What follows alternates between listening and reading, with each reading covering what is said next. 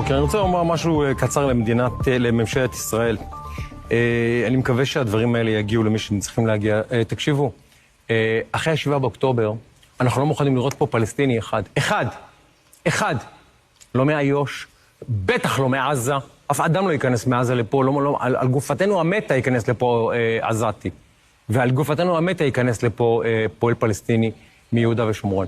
הציבור הישראלי לא מוכן לראות פלסטינים ברחובות שלו, לא משנה איזה הסכם יחתם, לא משנה איזה הסדר יגיע, לא משנה מה הצבא יאמר, לא משנה מה ימליץ השב"כ, לא משנה, שכולם יעמדו על הראש. לא מוכנים לראות פה פלסטינים. אנחנו לא מוכנים ללכת ברחוב ולראות את האנשים האלה.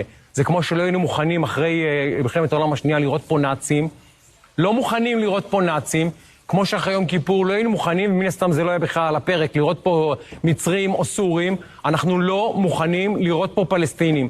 ולכל מטורף שיש לו איזה רעיון שהדבר הזה יעזור לכלכלה, או לא יודע מה, ירגיע את הפלסטינים, אז א', את הפלסטינים זה לא ירגיע, וב', יש פתרונות.